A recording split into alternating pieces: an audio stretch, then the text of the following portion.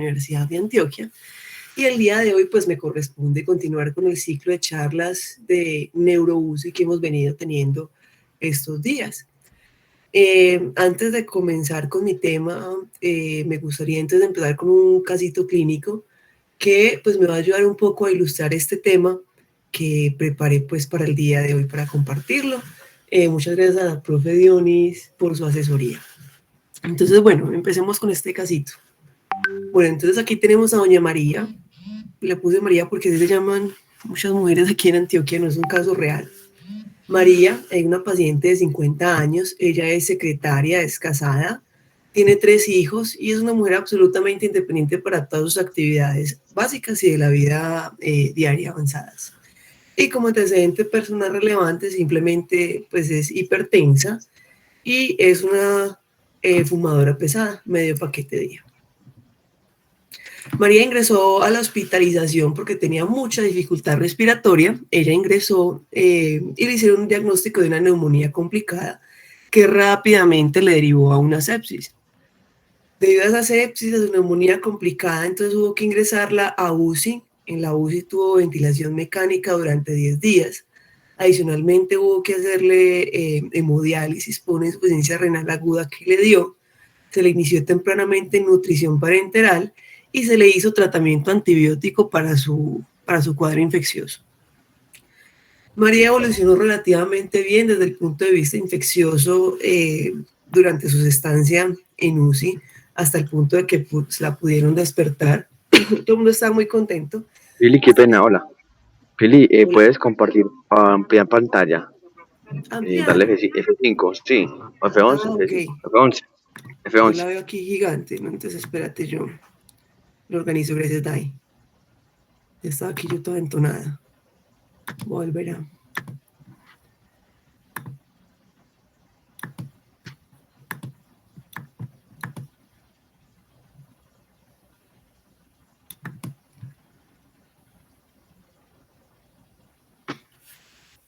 Ahí se ve todo. Espérate un momento. Ahí se ve toda la pantalla. ¿Algo? Ahora sí. Ahí ya sí. Listo. Entonces estaban todos muy contentos porque María despertó. Sin embargo, se dieron cuenta. Gracias. Sin embargo, se dieron cuenta que no podían hacerle el desmonte de la ventilación mecánica, que había perdido 30 kilos de peso durante su estadía en UCI, que no podía mover sus extremidades, no podía sentarse y tenía dificultad para tragar. Es ahí entonces cuando llaman, cuando hacen la interconsulta al servicio de neurología. Y así quedamos muchas veces los residentes cuando tenemos una interconsulta de neurología a UCI por debilidad. Pero para que esto no nos pase o no nos vuelva a pasar, el día de hoy vamos a hablar sobre debilidad adquirida en UCI. Nuevamente, mi nombre es María del Pilar Agudelo. Entonces, bueno, hasta el 2020, época pre-COVID, se decía que más o menos entre 13 a 20 millones de personas iban a requerir UCI al año. Se espera claramente con los porcentajes de ingreso a UCI por el COVID que este promedio haya aumentado.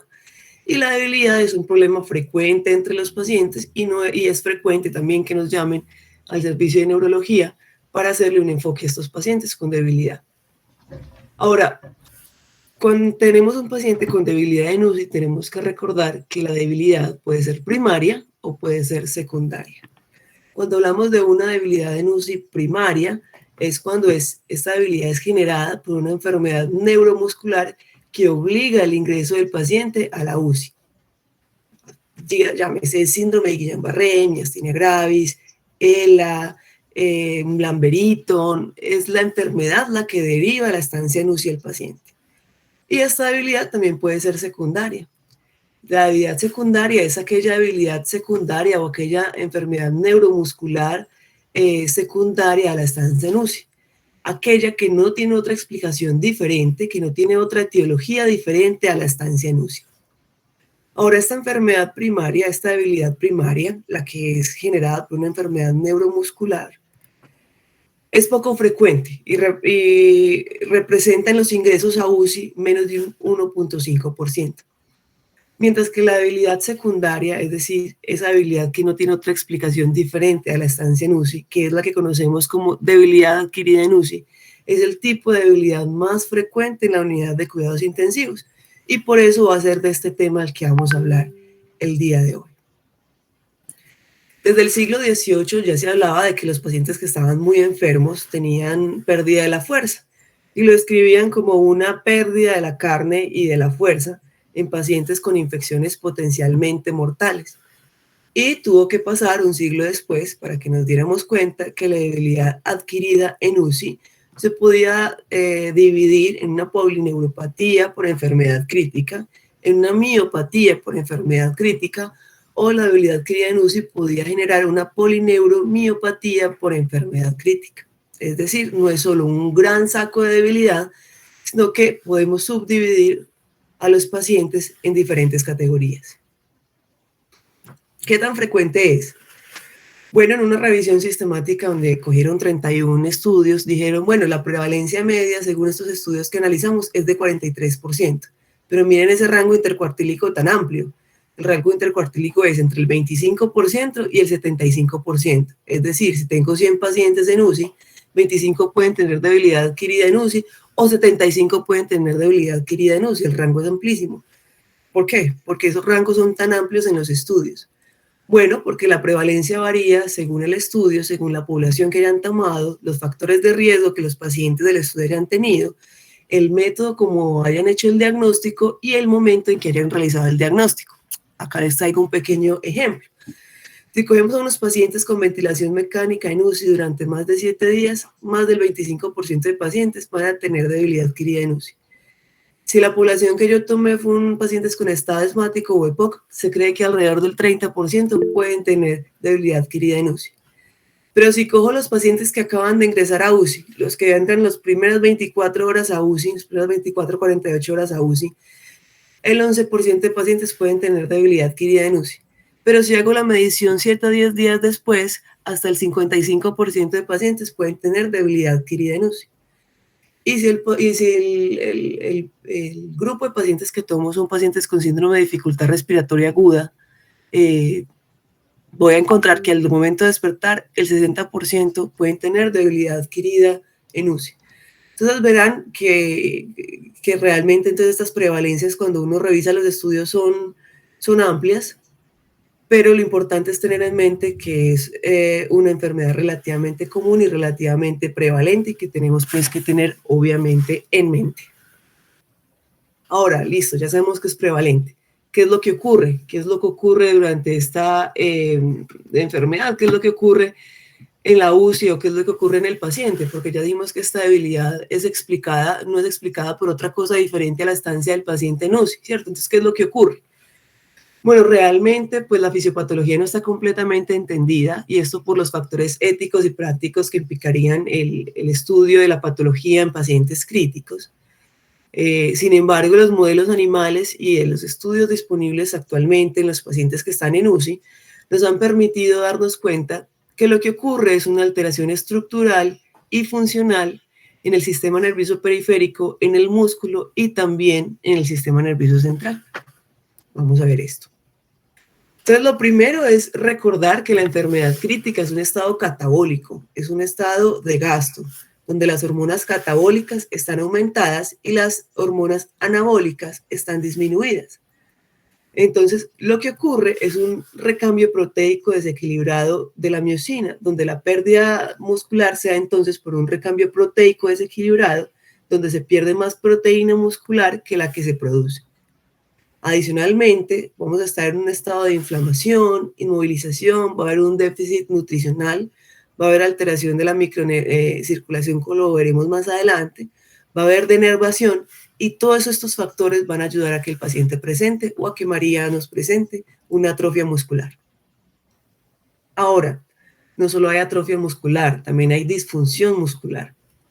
Entonces se ha visto que hay alteración en la estructura muscular, porque las biopsias muestran signos de inflamación o necrosis, también puede haber infiltración del músculo con tejido adiposo y fibrosis. Y no solo entonces la estructura del músculo está alterado, también hay una alteración en la microcirculación. Entonces hay vasodilatación, hay aumento en la permeabilidad, y eso lo que va a permitir es una extravasación de leucocitos, de citoquinas, que van a permitir una infiltración tisular y que van a facilitar un edema, que va a disminuir la perfusión y la entrega de oxígeno, no solo en el músculo, sino también a nivel nervioso. Entonces va a haber una lesión no solo muscular, sino que también va a haber una lesión neuronal y una degeneración axonal y una disfunción axonal. Listo, esto recordémoslo para más adelante. ¿Qué otra cosa pasa? Bueno, no solo falla la estructura, no solo falla la circulación, también hay un fallo bioenergético. Y resulta que la mitocondria sufre al haber, como ya lo vimos, un suministro insuficiente de oxígeno. Las mitocondrias entonces generan una disfunción para la producción de energía mitocondrial y un aumento en la producción de radicales libres de oxígeno. Pero no solo la mitocondria genera radicales libres de oxígeno y tiene una disfunción por la alteración en la perfusión y en la liberación de oxígeno. También tiene una lesión directa por la inflamación, por la hiperglicemia y por los mismos reactantes libres de oxígeno que está liberando, generando entonces un ciclo vicioso, por decirlo de alguna manera, de lesión de la organela y de lesión tisular. También era una activación inadecuada de la autofagia. Antes se creía entonces que la autofagia estaba aumentada en el enfermo crítico y a la autofagia se le atribuía la atrofia muscular. Sin embargo, ya hoy en día se sabe que está activa pero de forma insuficiente y la autofagia es un método muy importante para el control para la limpieza de las organelas y de las células enfermas. Por lo tanto, al haber una autofagia insuficiente, va a haber acumulación de daño de las organelas y de proteínas, facilitando o ayudando entonces al mal funcionamiento de los organismos del músculo y las neuronas. Adicionalmente, va a haber una disfunción de las membranas celulares y de los canales iónicos. Entonces, la inactivación de los canales de sodio van a contribuir a la hipoexcitabilidad o a la inexcitabilidad de los canales de la actividad muscular y nerviosa, y la alteración en los canales de calcio intracelular pues va a entorpecer el acoplamiento de la excitación, contracción, músculo-nervio. Y como si fuera poco, se ha visto en los últimos estudios que a nivel del sistema nervioso central también hay algunas alteraciones y hay fallo en el disparo repetitivo y coordinado de las neuronas motoras.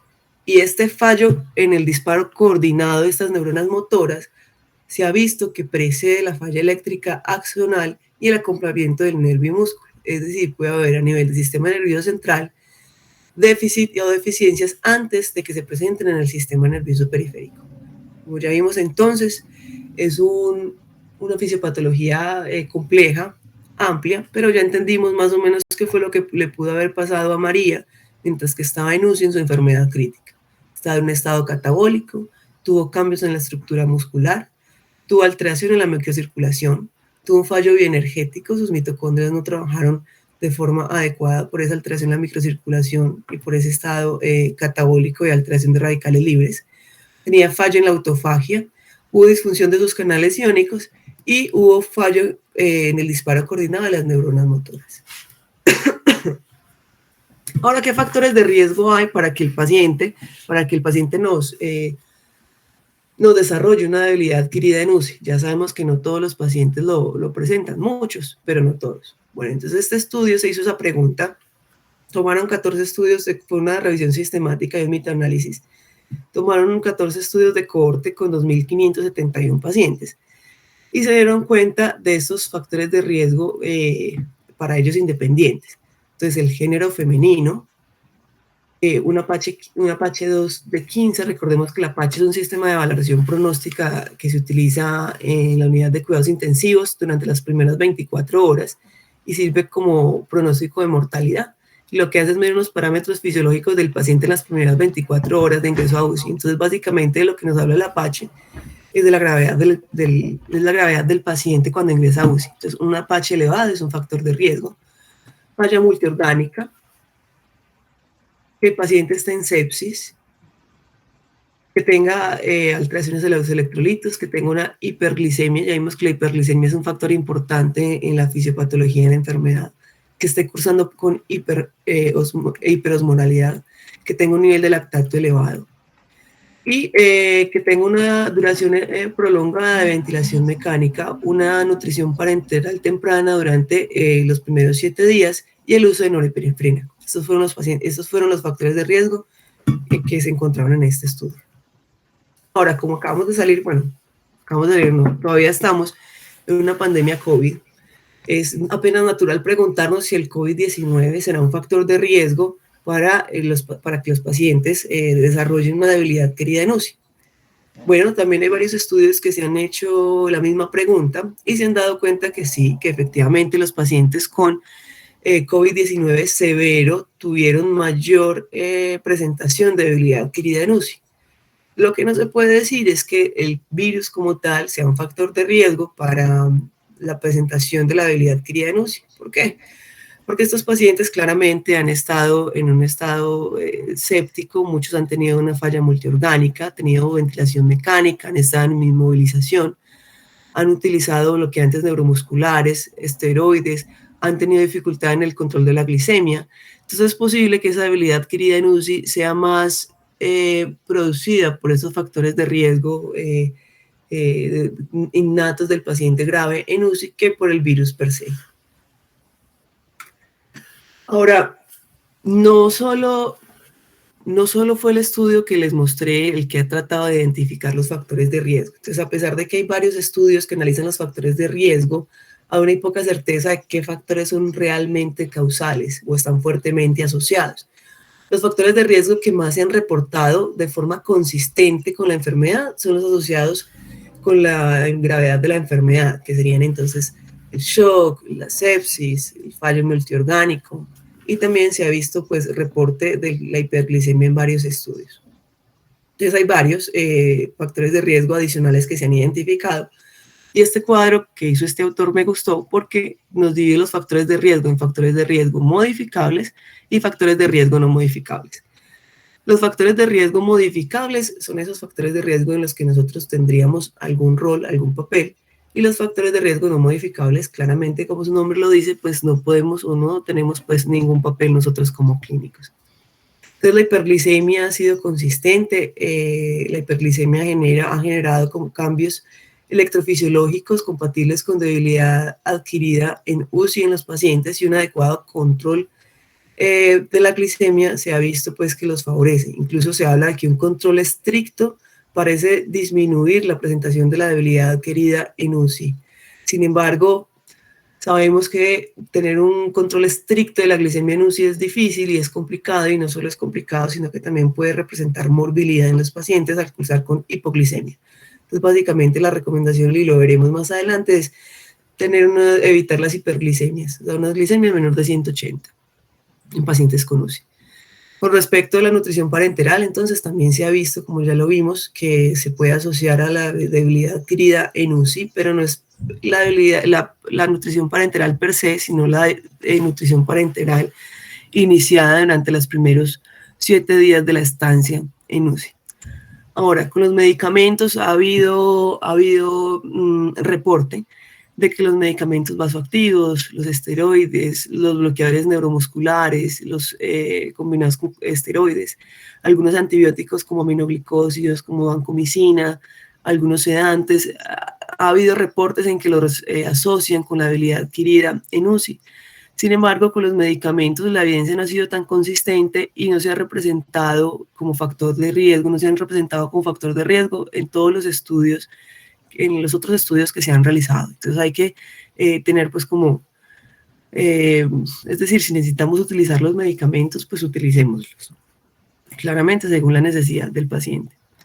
Y la inmovilidad, pues se ha evidenciado que en personas sanas que las inmovilizan, digamos por un transcurso de 4 horas, hay una pérdida hasta del 1% de la fuerza. Ahora, si eso es en pacientes sanos, en pacientes enfermos, en condiciones catabólicas, esta debilidad puede empeorar y puede contribuir a la pérdida de la masa muscular en UCI. Entonces es importante la movilización temprana de los pacientes en UCI para prever un poco esta disminución de la fuerza. Ahora, los factores de riesgo, y esos son los que podemos pues impactar, ¿no? Ahora, los factores de riesgo no modificables se han reportado de forma, como ya les dije, más repetitiva, los factores de riesgo asociados a la severidad de la enfermedad. Entonces, un Apache 2 elevado, que el paciente esté en sepsis, que curse con falla multiorgánica, que tenga una ventilación prolongada, una ventilación mecánica no prolongada. Y los factores demográficos, que serían mujeres, edades, personas ancianas y personas que tengan como condición premórbida la obesidad. Listo. Entonces ya sabemos qué es lo que pasa, ya sabemos cuáles son los factores de riesgo de los pacientes en que pueda pasar. Vamos a hablar entonces de cómo se presenta esto. Entonces, ¿cómo vamos a encontrar a los pacientes? Perdón. Entonces, estos pacientes tienen como presentación dos pilares. Uno, una tetraparesia flácida y dos, una insuficiencia respiratoria neuromuscular. Ese es el pilar de presentación de estos pacientes. Esa tetraparesia flácida va a ser simétrica. En muchos pacientes va a ser de predominio proximal y en muchos pacientes va a tener respeto de los músculos faciales, de la musculatura facial. Entonces, estos pacientes al hacerles un estímulo doloroso, o no van a poder retirar las manos o las extremidades, o las van a retirar con dificultad, pero lo que sí vamos a poder ver es esa mímica facial de dolor que van a presentar. Y van a presentar una insuficiencia respiratoria muscular, que esto cómo lo podemos ver, con esa dificultad para desconectar al paciente de la ventilación mecánica a pesar de tener una adecuada ventilación.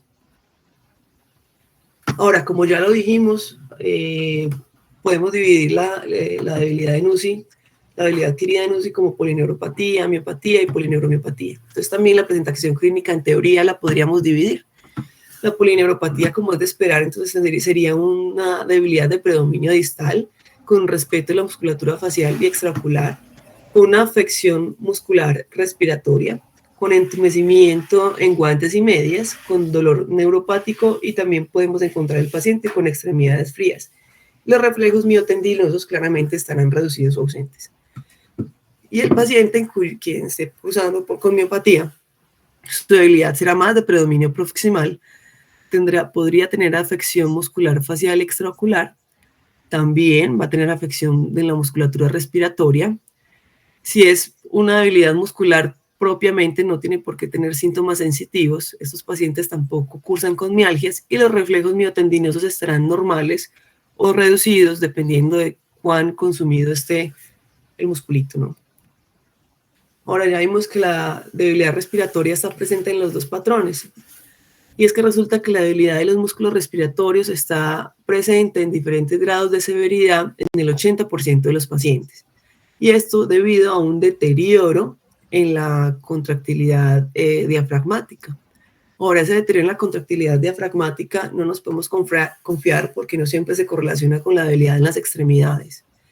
Y es muy importante tener en cuenta para nosotros el término disfunción diafragmática inducida por el ventilador, que esa disfunción diafragmática, pues es ese término que describe la debilidad y la atrofia del diafragma que se produce por la duración del tiempo en la ventilación mecánica. Entonces, esta disfunción diafragmática inducida por el ventilador puede contribuir o estar directamente asociada con la debilidad adquirida en UCI.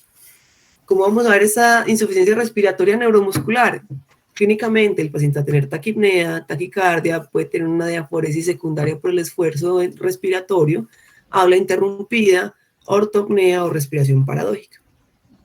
Ahora, ojalá los pacientes, y esto lo vemos mucho en nuestra práctica, ojalá los pacientes se presentaran con estos patrones no neuropáticos, miopáticos, claros. Pero resulta que en la debilidad adquirida con UCI, la debilidad adquirida en UCI, muchas veces los pacientes van a tener componente de las dos enfermedades y quizás lo que más predomine en la clínica sea pues el órgano que más lesionado esté, sea el nervio periférico, sea el músculo. Pero muchas veces lo que vamos a encontrar es una clínica mezclada y mixta de la polineuropatía y de la miopatía. Ahora, ¿qué tan pronto se presentan estos cambios de debilidad? O sea, ¿qué tan rápido se presentan cuando un paciente ingresa a UCI?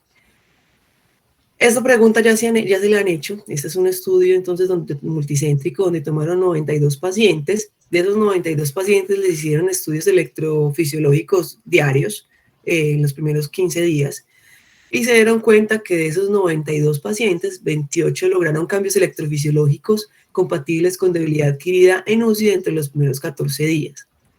Se dieron cuenta que estos cambios se presentaron en una media de 6 días, pero miren que en las primeras 48 horas ya 2 pacientes estaban teniendo cambios electrofisiológicos compatibles con debilidad adquirida en UCI. Entonces, esta debilidad adquirida puede aparecer en los primeros días después del ingreso a UCI, realmente. Sin embargo, no nos damos cuenta sino hasta que el paciente pues, se le quita la sedación, el paciente se puede mover, como en nuestro caso, pero el paciente ve que tiene dificultades para la movilización o simplemente no se puede mover. Entonces, por eso muchas veces este diagnóstico, a pesar de que puede ser tan temprano como en los primeros 6 días o 2 días de ingreso a UCI, pues se puede prolongar un poco porque el paciente no puede participar en el examen físico para valorar su fuerza muscular. Pero entonces queda como mensaje, se puede presentar en los primeros 15 días, incluso tan temprano como en las primeras 48 horas.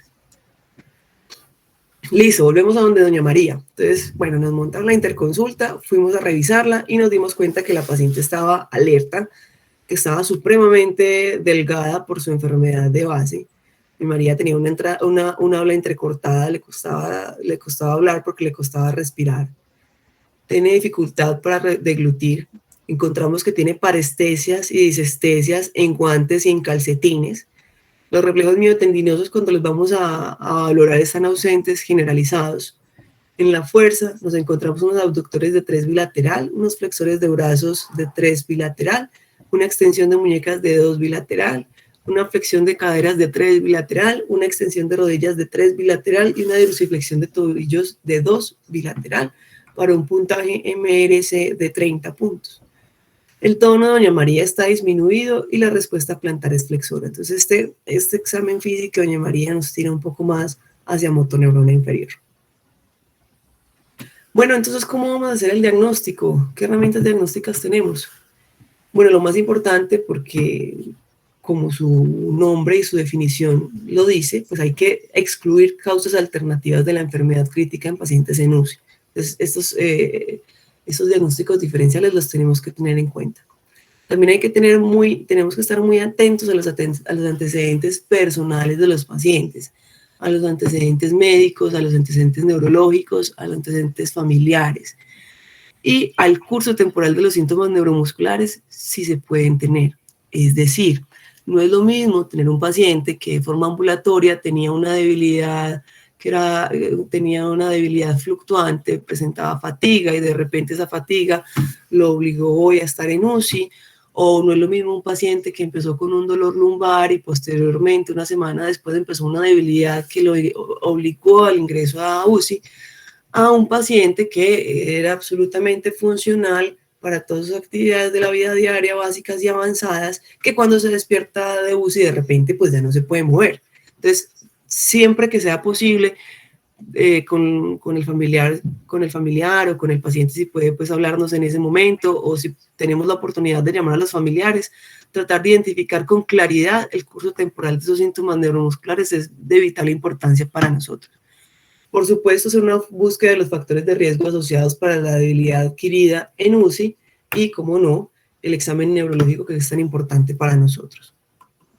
Ahora, también esta es una guía que sacó la guía americana del tórax para ver cómo se estaban haciendo los diagnósticos de debilidad adquirida en UCI, ¿cierto? Entonces hicieron una revisión sistemática de la literatura, cogieron 31 estudios y en esos 31 estudios habían 3.900 pacientes. Entre los estudios que tomaron ensayos aleatorizados, observacionales, series de casos, y estos pacientes debían ser mayores de 18 años, y dentro de esos estudios que tomaron debía haber un informe de cómo fue que se realizó el diagnóstico de esta enfermedad. Entonces ellos se dieron cuenta que la forma más común para realizar el diagnóstico fue por examen físico, por electromiografía y por neuroconducción. Otras estrategias que utilizaron fueron una estimulación muscular directa, una biopsia muscular y una biopsia de nervio.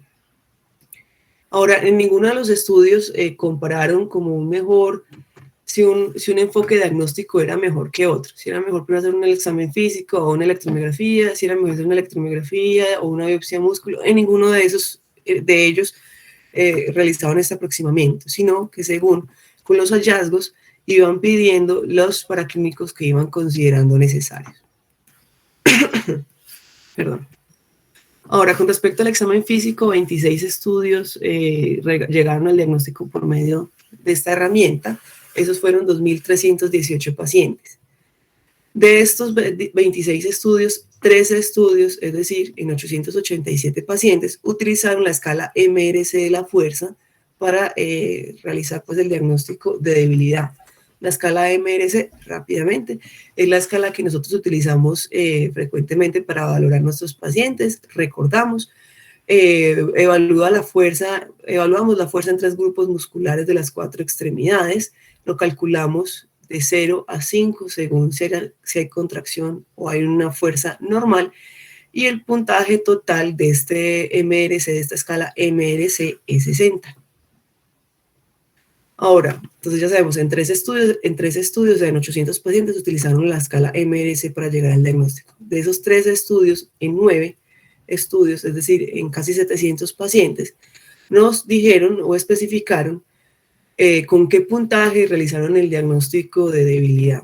Entonces, de estos 9 estudios, en 7 realizaron el diagnóstico de debilidad con un puntaje menor a 48 de 60, es decir, con un 80% de pérdida de la fuerza, es decir, con una fuerza menor de 4/5 en cada extremidad, en cada grupo muscular valorado.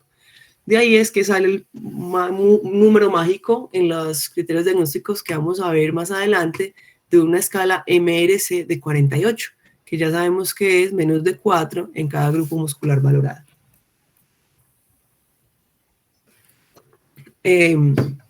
Ahora, la fuerza no solo la medimos, pues no solo la podemos medir por la escala MRC, que la escala MRC la hacemos por medio de una prueba muscular manual, sino que también la podemos ver por una dinamometría. La dinamometría es un estudio, pues, sí, es un estudio que se realiza con un dinamómetro, como se puede intuir. El dinamómetro es ese aparatico que tiene la señora en la mano. Y lo que hace ese dinamómetro es medir la fuerza de agarre que tiene el paciente. Y lo que se han dado cuenta en diferentes estudios es que los pacientes en UCI tienen unos valores bajos comparados con, pues, en UCI con debilidad adquirida en UCI me refiero, qué pena. Los pacientes con debilidad adquirida en UCI tienen unos valores bajos en la fuerza de la dinamometría comparados con pacientes hospitalizados. Y esa disminución de la fuerza se correlaciona con el MRC. Ahora, la prueba muscular manual, sabemos que utilizamos el MRC, que ese MRC nos debe dar menor de 48. Se han dado cuenta que esa MRC menor de 48 tiene buena correlación con la electromiografía y las neuroconducciones. Es decir, si tengo un paciente con MRC de 48 o aún mejor, de 36, voy a encontrar probablemente alteración en los electrodiagnósticos. Y pues tanto la dinamometría como la prueba muscular manual tienen una limitación, es que el paciente debe estar alerta y cooperador y que podemos cursar en la UCI con limitaciones mecánicas para hacerlo de forma adecuada. Sin embargo, siempre debemos intentar realizarlo. Ahora, ¿qué otras herramientas diagnósticas tenemos? Tenemos las pruebas electrofisiológicas, con esto me refiero a la electromiografía y las neuroconducciones inicialmente. Pues con respecto a las electromiografías y las neuroconducciones, pues claramente nos va a ayudar para diferenciar el diagnóstico, a ver si estamos con una polineuropatía inducida por la enfermedad crítica o una miopatía por enfermedad crítica. Las electromiografías son un poco complejas porque necesitan una experiencia técnica. Muchas veces el paciente ha estado mucho tiempo en UCI y está muy edematizado, lo que dificulta entonces la realización del examen. La interferencia eléctrica es terrible. Muchas veces los fisiatras o los electromiografistas tienen muchos problemas logrando esa línea de base por la interferencia eléctrica. Y pues a veces la colaboración del paciente no es la ideal. Entonces muchas veces estas pruebas electrofisiológicas pueden ser difíciles de realizarlas, pero nos van a ayudar para diferenciar si estamos ante una polineuropatía inducida por la UCI, una miopatía adquirida en UCI o una polineuromiopatía adquirida en UCI. Con respecto a las neuroconducciones, ¿qué podemos encontrar? De pronto, ¿qué nos puede reportar el fisiatra? Lo que podemos encontrar es una polineuropatía axonal sensitivo-motora, porque recordemos que la lesión que vamos a tener, según la fisiopatología que vimos, es una lesión axonal. Puede haber afección motora predominante, en el caso de que se mirara la amplitud motora del nervio frénico, pues esa estaría disminuida y muchísima tensión. En el caso de que tengamos en el reporte una desmielinización, esta es una bandera roja para pensar en otro diagnóstico, porque nuevamente, como lo decimos, la alteración en las neuroconducciones, en la debilidad adquirida en UCI va a ser una polineuropatía axonal. Con respecto a la electromiografía, ¿qué nos pueden reportar en la electromiografía? Bueno, en la electromiografía nos pueden reportar, el electromiografista podrá ver fibrilaciones y ondas agudas en su pantalla. Estas fibrilaciones y ondas agudas nos puede hablar de una denervación aguda o nos puede hablar de una enfermedad del músculo, una enfermedad necrotizante del músculo. Y con respecto a la potencial de unidad, estas fibrilaciones y estas ondas agudas, el electromiografista las hace con el músculo relajado, con el músculo sin contracción. Y los potenciales de unidad motora, que son los que el electromiografista mide cuando le dice al paciente que contraiga el músculo con su mayor fuerza, podemos encontrarlos con baja amplitud y corta duración, dependiendo si estamos ante una miopatía, o si son polifásicos y de gran amplitud, dependiendo si de pronto el paciente está cursando con una reinervación aberrante, eso nos hablaría más de una polineuropatía. Entonces, realmente para diferenciar entre una polineuropatía y una miopatía adquirida en UCI, pues la potencial de unidad motora es supremamente importante para poder hacer la diferenciación y el paciente tiene que estar alerta o tiene que estar receptivo para poder hacer la actividad muscular. Ahora, ¿qué ocurre si el paciente está muy mal y no puede hacer esa activación muscular máxima que uno espera que haga? Bueno, hay otra estrategia, se hace poco en el medio, se llama estimulación muscular directa. Y lo que se hace es estimular tanto el músculo como el nervio, buscando los potenciales de acción motoras complejas, y compara entonces este potencial de acción muscular compleja provocado por estimulación nerviosa versus el potencial provocado por el músculo. Perdón. Entonces estamos con una neuropatía. Se espera entonces que este potencial de acción muscular compleja en el músculo tenga una amplitud normal, pero el potencial nervioso esté reducido. Y si estamos ante una miopatía, pues ese potencial muscular debe estar reducido. Entonces, para eso existe una proporción neuromuscular que dice, o relación nervio-músculo, que dice que si esa relación en esta estimulación muscular directa es mayor de 0,5, estamos ante un patrón neuropático, y si la relación es de menos de 0,5, pues estamos ante un patrón miopático. Entonces es poco común que se haga, principalmente porque cuando ya llamamos a los fisiatras para que nos colaboren con el estudio, pues muchas veces ya el paciente pues está colaborador y puede realizar la activación máxima de su fuerza. Pero en el caso de que el paciente no se pudiese, esta es una de las estrategias que podemos tener. También tenemos la estimulación nerviosa repetitiva. Y esa estimulación nerviosa repetitiva, recordemos que evalúa la unión neuromuscular. Y lo que hace entonces es una estimulación eléctrica repetitiva del nervio. Y si al realizar esa estimulación repetitiva del nervio, en ese proceso hay una disminución del 10% de la amplitud de potencial de acción motor complejo, de la primera a la cuarta respuesta, va a hablar esto de un efecto posináptico. Entonces este estudio, esta estimulación nerviosa repetitiva nos va a ayudar realmente para realizar diagnósticos diferenciales, ya sea de miastenia gravis o ya sea de esos bloqueos neuromusculares prolongados. Entonces, listo. Entonces estamos ante una polineuropatía. ¿Qué es lo que me va a encontrar? ¿Qué es lo que me va a reportar estos estudios electrofisiológicos? El CEMAP, que es esa potencial de acción muscular complejo, va a estar disminuido, claramente. El potencial de acción neurosensorial el potencial de acción neurosensorial va a estar disminuido también. Las velocidades de conducción van a estar normales o cerca de normales, porque recordemos, no es una enfermedad desmielinizante por características, sino con lesión axonal. La electromiografía, cuando el paciente está en descanso, puede haber fibrilación, puede haber también ondas agudas, esto porque ya les expliqué, puede estar presente tanto en la enfermedad muscular, pero en la denervación aguda. Los potenciales de la unidad motora pueden estar grandes, pueden tener una amplitud elevada, pueden estar polifásicos, esto debido a una reinervación. Y la respuesta nerviosa repetitiva va a estar normal y el estímulo muscular directo también va a estar normal, porque la lesión va a estar en el nervio. Ahora, si estamos ante una miopatía, el potencial de amplitud motor complejo va a estar disminuido, pero el potencial de acción neurosensorial va a estar normal. Las conducciones nerviosas claramente van a estar normales. La electromiografía en descanso puede tener fibrilaciones, puede tener ondas positivas.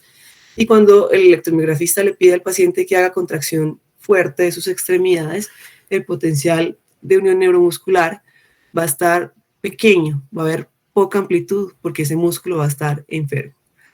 Nuevamente, el estímulo repetitivo nervioso va a estar normal porque ya sabemos que este nos va a servir es como para diagnósticos diferenciales, y la estimulación directa muscular en el caso de que se haga pues va a estar disminuida. Entonces, estos son los hallazgos que podemos encontrar en las electromiografías en este contexto.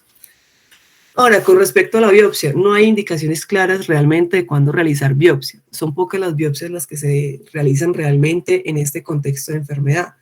Muchos hacen el diagnóstico simplemente con el examen físico y de los estudios electrofisiológicos. Sin embargo, en la biopsia, lo que se ha visto de las polineuropatías inducidas por enfermedad crítica, hay una degeneración axonal de predominio distal, hay compromiso tanto sensitivo como motor, y hay ausencia de desmielinización o de inflamación. Y en las biopsias musculares se ha visto que hay necrosis aguda, hay regeneración, hay atrofia de fibras tipo 2 y hay pérdida irregular de la miosina, lo que se evidencia en esa tinción de trifosfato de adenosina miofibrilar, que muchos patólogos lo utilizan como una seña importante de la enfermedad. Pero nuevamente no hay indicaciones claras de cuándo realizar la biopsia. Ahora, ¿qué otras opciones tendríamos, no? ¿Por qué no pedir la CPK? ¿Cierto? Si podemos tener enfermo el músculo. Bueno, esto también se han preguntado en varios estudios. En este estudio tomaron 25 pacientes. Estos pacientes estaban en ventilación mecánica en pacientes con asma y se dieron cuenta que alrededor del cuarto día, el 76% de estos pacientes tuvieron una elevación de la CPK de 1575, con un rango intercuartílico de entre 66 y 7436. Ahora, ¿qué problema hay con este estudio? Que no se corroboró el diagnóstico de debilidad adquirida en UCI en ninguno de los pacientes, y de esos 25 pacientes, solo 9 tenían debilidad clínicamente detectables, en un 36%. Ahora, aquí hay otro estudio donde cogieron unos pacientes que estaban en UCI por 7 días con ventilación mecánica y se dieron cuenta que el 50% de esos pacientes elevaban la CPK a 200 unidades por litro, con un rango intercuartílico entre 17 y 666. Si nos damos cuenta, unos niveles de CK más bajos que el estudio pasado. Más de 7 días, esa CK no se elevó significativamente con los pacientes que no tenían debilidad. Pero en conclusión, la CPK sérica en el diagnóstico de debilidad adquirida en UCI y sus subcategorías están poco estudiados y no conocemos muy bien el comportamiento en tiempo de esta en estos pacientes. Otro estudio que se ha visto que puede ser útil son los neurofilamentos en suero. Entonces aquí tomaron 77 pacientes, les hicieron seguimiento. De esos 77 pacientes, 18, es decir, el 23%, lograron criterios de debilidad adquirida en UCI. Esos niveles de neurofilamentos alcanzaron los niveles máximos al día 7 y fueron significativamente diferentes a los pacientes que no tenían debilidad adquirida en UCI. Ese nivel fue de 17.9 nanogramos por mililitro y tenía una sensibilidad del 83% y una especificidad del 81%. Es decir, estos pacientes sí tenían esos neurofilamentos elevados a comparación de los pacientes que no tenían este diagnóstico. Sin embargo, no nos sirve para realizar un diagnóstico temprano de debilidad adquirida en UCI. Entonces se puede utilizar, pero no nos ayuda a realizar diagnóstico temprano. La ecografía está teniendo un auge importante en neuromuscular, entonces es apenas natural que los especialistas se pregunten si la ecografía tenga una utilidad en la debilidad adquirida en UCI. Ahora hay varios estudios y en esos estudios se han dado, aquí solo traje 2, pero en esos estudios se han dado cuenta que la ecografía pues, puede ser un potencial marcador no invasivo de esta debilidad en UCI, debilidad adquirida en UCI, perdón. Y lo que se han dado cuenta es que hay cambios en la ecogenicidad y presencia en ocasiones de fasciculaciones en los músculos. Adicionalmente se ha visto que la ecografía del vasto lateral hecho por expertos tiene una sensibilidad del 74% para predecir necrosis de miofibras, que eso está dentro de la fisiopatología de este diagnóstico. Y en pacientes sépticos, la ecografía muscular fue capaz de detectar una neuromiopatía en el 93% y hablan en el estudio que con un muy buen, una buena correlación interevaluador. Entonces creo que es un estudio para ponerle cuidado en neuromuscular y en esta patología en futuros próximos. Ahora regresemos al caso clínico. Le mandamos la electromiografía y le mandamos una CK a la paciente. La neuroconducción nos mostró una polineuropatía axonal sensitivo-motora y en la electromiografía el electromiógrafo nos contó que vio presencia de potenciales de fibrilación muscular en reposo y unos potenciales de unión muscular de corta duración y baja amplitud. Tenía una CK en 50 microgramos por litro y los otros estudios que tenía como de seguimiento fue una BCG normal, unos electrolitos normal, una PCR que viene en disminución en 2, un hemoleucograma en rangos de normalidad y unas infecciosas normales. Bueno, entonces, ¿cómo hacemos? ¿Cuáles son los criterios diagnósticos para hablar de la debilidad adquirida en UCI? Entonces, primero necesitamos que sea un paciente que tenga una debilidad generalizada, que se haya desarrollado después de su ingreso a UCI. Que esa debilidad sea difusa, que comprometa las extremidades proximales y distales, que tengan un score en el MRC menor de 48, es decir, menor de 4 en cada grupo muscular valorado, que tenga una dependencia en la ventilación mecánica y que las causas de debilidad pues, no sean explicadas por otro tipo de debilidad. Listo, así hacemos el diagnóstico de debilidad adquirida en UCI. Ahora, ¿cómo lo subclasificamos, no? ¿Cómo hablamos de que es una polineuropatía? Entonces, primero el paciente claramente pues, tendrá que cumplir los criterios para debilidad adquirida en UCI. Posteriormente, entonces, estos pacientes tendrán que tener un potencial, unas amplitudes de potencial de acción muscular disminuidas en por lo menos 2 nervios, unas amplitudes de potencial de acción de nervio sensorial disminuidas, por lo menos en 2 nervios o más, y las conducciones nerviosas deben estar normales. Las velocidades nerviosas, deben estar normales, porque recordemos, no es una enfermedad desmielinizante. Y claramente, pues el estudio de estimulación repetitiva nerviosa, pues debe estar normal. Si no, estamos hablando de otro diagnóstico. ¿Y cómo hacemos el diagnóstico de la miopatía adquirida en UCI? El paciente debe tener claramente, nuevamente, los criterios de debilidad adquirida en UCI. Los potenciales de acción del nervio sensitivo tienen que estar normales en por lo menos 2 nervios. Y la electromiografía de aguja debe mostrar entonces unos potenciales de unión muscular de corta duración y baja amplitud, también puede presentar en el caso que se hagan una estimulación directa disminuida.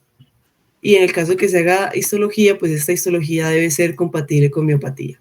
Listo, entonces tenemos que tener unos hallazgos electrofisiológicos compatibles con una miopatía. Y el diagnóstico de neuromiopatía, el paciente debe tener los criterios de debilidad adquirida en UCI, debe tener los criterios de polineuropatía adquirida en UCI y debe tener los criterios de miopatía adquirida en UCI.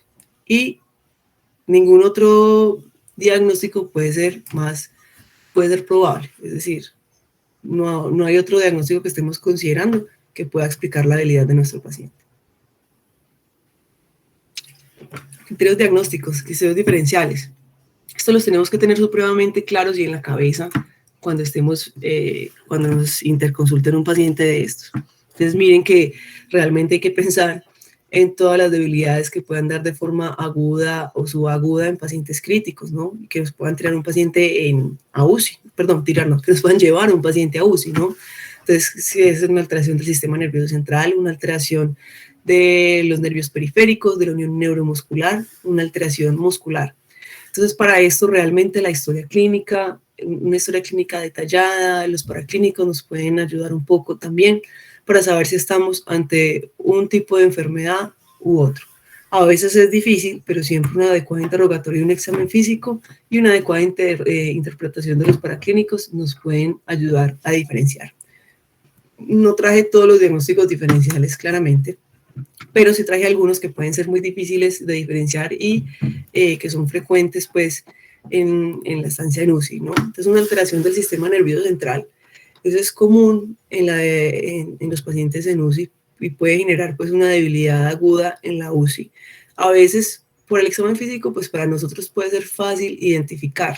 Sin embargo, a veces podemos encontrar limitaciones en el examen físico por el contexto del paciente, donde está, las intervenciones que tiene, la forma de valorarlo. A veces puede haber limitaciones para el examen físico y puede ser algo difícil, ¿no? Y adicionalmente, los pacientes pueden tener disminución transitoria del tono y de los reflejos. Entonces, en el caso de que las herramientas del examen físico no nos ayuden a descartar completamente una alteración en el sistema nervioso central, pues la recomendación es la realización de neuroimágenes, llámese resonancia magnética, ya sea cerebral o de columna, dependiendo del nivel que estemos sospechando, ¿no? Entonces, en el caso de que el examen físico no sea suficiente para descartar una alteración del sistema nervioso central, pues está indicado y no está mal solicitar estudios para valorar alteraciones en el sistema nervioso central. La rhabdomiolisis también puede ser una afección común en la UCI. La rhabdomiolisis puede explicarse por infecciones, por fármacos, por el síndrome serotoninérgico, en fin. Entonces, en estos pacientes lo que vamos a ver es una CK absolutamente elevada, 5 veces sobre el límite superior normal. Se habla más o menos de un rango entre 1.500 y más de 10.000. Estos pacientes van a tener una debilidad leve a moderada, se pueden quejar de mialgias, puede haber mioglobinuria, y los cambios en la electromiografía van a ser menores con respecto a los pacientes con debilidad adquirida en la UCI. De pronto, estos pacientes pueden o no presentar esas fibrilaciones y esos picos agudos. Con respecto al bloqueo neuromuscular prolongado, esto se sospecha luego de la suspensión de ese bloqueante neuromuscular no despolarizante, entonces lo suspendieron y la debilidad persistió. Factores de riesgo para que esto se presente, entonces una insuficiencia renal, una insuficiencia hepática, el paciente en estado acidótico, y este paciente se va a presentar con cuadriplejía, con arreflexia flácida, con compromisos de nervios craneales. Puede ser incluso, pues, muy similar a los pacientes con debilidad adquirida en UCI. ¿Qué diferencia hay? Que esta condición es reversible entre 2 a 10 días, y en el caso de que nos quede la duda, la estimulación nerviosa repetitiva nos puede ayudar para realizar este diagnóstico, como ya lo vimos, pues, anteriormente. Y otro diagnóstico que nos puede poner a patinar, es el síndrome de Guillain-Barré en su variedad en neuropatía aguda, neuropatía axonal aguda, o la neuropatía axonal sensitivo-motora. Con ellos es muy importante el tiempo en que van ocurriendo los síntomas. Entonces, mirar si el paciente presentó debilidad previo al ingreso a UCI, si realmente ese fue el motivo de ingreso a UCI del paciente, si el paciente tiene compromiso de la musculatura facial, si tiene un antecedente personal de Campylobacter jejuni, que sabemos que en estas variedades axonales pues, se pueden presentar, pues, no es tan infrecuente.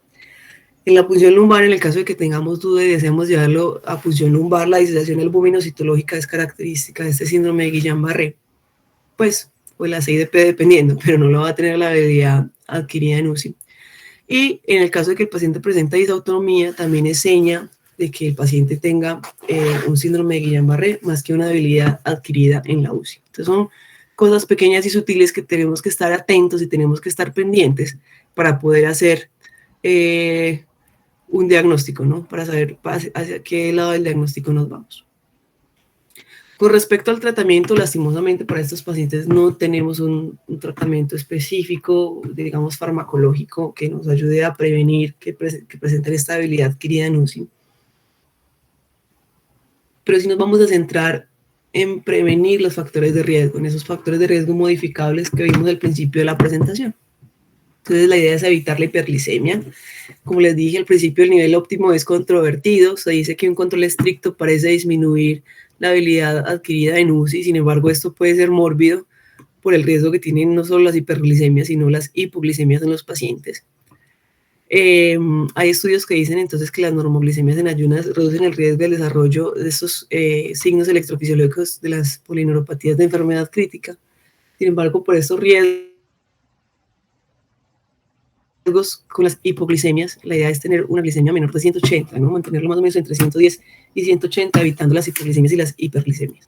Evitar la nutrición parenteral temprana muchas veces se inicia, o se iniciaba anteriormente, bueno, muchas veces se inicia de forma temprana, pensando en que eso nos va a disminuir la atrofia muscular. Sin embargo, ya se ha visto que esto no reduce la atrofia muscular y por el contrario puede tener mayor dependencia de la ventilación mecánica y puede generar una estancia prolongada en UCI.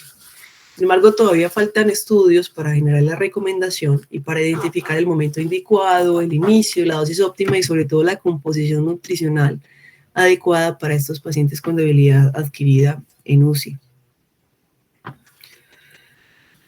Minimizar la sedación y promover la movilización temprana. Sabemos que con respecto a la sedación los estudios no han sido como tan concluyentes, sin embargo sí hay varios estudios en que hablan que la sedación puede estar asociada a esta debilidad adquirida en UCI. Entonces la recomendación es que la sedación siempre sea según el contexto y el requerimiento del paciente y que se haga una valoración realmente de mano del equipo del intensivista, del equipo de UCI, para ver si es necesario continuar la sedación del paciente o si se puede empezar a disminuir. Eso siempre revisándolo diario. La rehabilitación física temprana siempre será bueno para estos pacientes y se ha visto que tiene una reducción en la duración de la ventilación mecánica y un mejor desenlace funcional. Entonces, la rehabilitación temprana intrahospitalaria, incluso con el paciente en UCI, siempre será una herramienta que tenemos que tener en cuenta. Claramente tendremos que hacer monitorización de complicaciones médicas. Entonces, que el paciente tenga depresión, neuropatías por compresión, atelectasias, infecciones pulmonares, úlceras por presión, trombosis venosa profunda. Todo eso tenemos que estar pendiente con esos pacientes que son pacientes que están postrados y que previamente eran pacientes absolutamente funcionales. Hay una estimulación eléctrica neuromuscular que como su nombre lo dice, pues lo que buscan es generar electricidad a los músculos en vista de que el paciente no puede moverlos bien.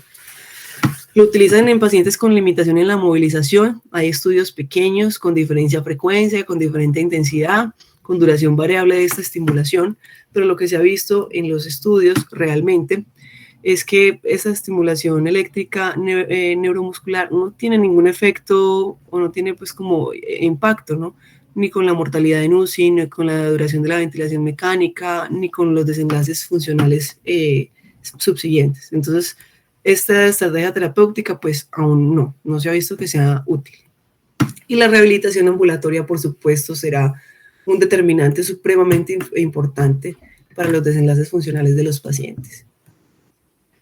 Con respecto al pronóstico, ¿qué podemos pensar o qué puede pasar con estos pacientes? Entonces, el pronóstico a corto plazo, se ha visto que estos pacientes tienen mayor riesgo de muerte en UCI, también tienen mayor riesgo de muerte de forma hospitalaria. Estos pacientes tienen una necesidad prolongada de ventilación mecánica y tienen un fracaso en la extubación. Se ha visto que cuando estos pacientes extuban, en más del 50% requieren intubarse nuevamente a las 72 horas. Adicionalmente, van a tener mayor duración de estancia en UCI, mayor estancia hospitalaria, lo que conlleva mayores costos al sistema de salud. Y pues se ha asociado esta debilidad adquirida en la UCI a disfagia posterior a la extubación.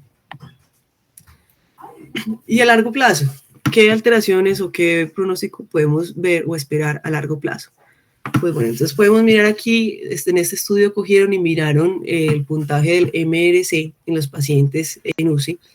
Y cuando el último MRC de ese paciente en UCI fue de 48 o más, que es la línea azul cielo, la mortalidad a un año fue menor que cuando el paciente tenía una fuerza o un puntaje, un score en el MRC menor a 48. Entonces miren que sí impacta en mortalidad a un año y los pacientes se mueren más.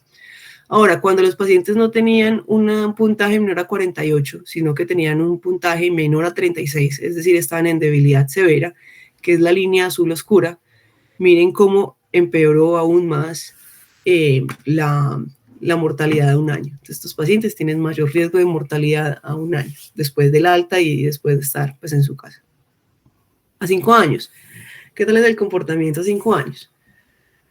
Aquí también tomaron entonces este puntaje MRC de fuerza. Y miren que ni siquiera tomaron este puntaje. Estoy hablando del cuadrito rojo a la izquierda, en la esquina a la izquierda. Entonces miren que en estos pacientes ni siquiera tomaron el puntaje MRC menor a 48, que es el que nos hace diagnóstico de debilidad, sino que tomaron un puntaje más alto. Tomaron un puntaje menor o igual a 55. Y estos puntajes menores o iguales a 55 tuvieron a 5 años mayor mortalidad que los pacientes que tenían una fuerza absolutamente normal. Ahora, a 5 años también, en la gráfica del centro, estos pacientes que tenían el potencial de acción motor compuesto en el 8º día anormal, miren que también tuvo a 5 años, tuvieron solo por tener ese potencial de acción compuesto alterado, tuvieron mayor mortalidad a los 5 años a comparación del paciente que lo tenía normal. Y ahora, si juntamos tanto el MRC con el potencial de acción motor compuesto alterado, que es la línea anaranjada, la última, miren aún cómo empeora aún más la mortalidad a 5 años. O sea que estos pacientes pueden morirse más a un año y el riesgo persiste a 5 años. La debilidad se espera que se estabilice luego de 1 a 2 años, incluso el trofismo empieza a recuperarse como lo vemos en la gráfica a los 2 años, a los 24 meses. Sin embargo, a los 5 años los pacientes continúan manifestando diversos grados de debilidad. Incluso a los 8 años, cuando el paciente, sobre todo esto se vio en pacientes con sepsis grave, a los 8 años los pacientes todavía pueden tener discapacidades funcionales importantes en las actividades de la vida diaria. Y esos pacientes pueden tener puntajes bajos en la escala de calidad de vida a pesar de que su debilidad haya mejorado. Por lo tanto, es un factor de riesgo para este síndrome post-UCI. ¿Qué es ese síndrome post-UCI? Es ese síndrome o es ese conjunto de síntomas que agrupan enfermedades mentales como ansiedad, depresión, estrés postraumático, alteraciones cognitivas, memoria, atención, alteraciones visoespaciales o alteraciones físicas, pulmonares, neuromusculares o alteración en la función física. Bueno, aquí les traigo pues como un resumen, que es básicamente el resumen de toda la charla, de cómo entonces podemos enfocar a este paciente con debilidad para el cual nos llaman. Listo, entonces tenemos un paciente con debilidad. Si tiene debilidad, lo podemos valorar. Vamos a mirar los antecedentes de la historia, ¿no? Cómo empezó la debilidad, cómo empezaron los síntomas neurológicos, cómo fue el curso, y vamos a mirar los factores asociados de debilidad a UCI que puede tener este paciente. Si de entrada ya mirando la historia clínica, la evolución del paciente, podemos descartar la causa, pues se descarta y se piensa en otros tipos de debilidad. Si es posible, la debilidad asociada a UCI, lo que vamos a pedir es que por favor se interrumpan los sedantes dentro de lo posible para poder valorar de forma adecuada la función muscular del paciente. Si despertamos al paciente y los hallazgos son normales, pues nos tranquilizamos. Si por el contrario encontramos una debilidad difusa en estos pacientes con debilidad crítica, que pueden ser sugestivos a debilidad asociada a unidad de cuidados intensivos, entonces ya vamos a pensar, ¿es esta debilidad severa y no ha mejorado en 2 semanas? Sí, la debilidad es severa, no ha mejorado en 1 o 2 semanas, entonces lo que vamos a hacer son esos estudios electrodiagnósticos que nos van a ayudar a realizar la diferenciación diagnóstica, ¿no? De polineuropatía asociada a enfermedad crítica, miopatía asociada a enfermedad crítica o polineuromiopatía asociada a enfermedad crítica. Sí, por el contrario, entonces, bueno, también nos puede ayudar el estímulo repetitivo para diferenciar entonces estos bloqueos neuromusculares prolongados, ¿cierto? Entonces, con estas ayudas electrofisiológicas nos van a ayudar a diferenciar. Ahora, si no es diagnóstico, podemos considerar la biopsia, y si no, podemos considerar otro tipo de debilidades asociadas. Ahora, si el paciente no me responde, está en coma, está encefalopático, como lo dijimos, no está de más ni está mal visto solicitar estudios de líquido cefalorraquídeo, de videoelectroencefalograma, buscando otras causas de debilidad. Si no son diagnósticas, pues nos ayudaremos con los estudios de electromiografía y neuroconducción. Si el paciente tiene un déficit focal, nos puede ayudar también esas electromiografías, buscando entonces alteraciones en el sistema nervioso periférico, o si tenemos lesiones consistentes con sistema nervioso superior, entonces ya podemos utilizar electrocefalografía, neuroimagen, estudios de líquido cefalorraquídeo.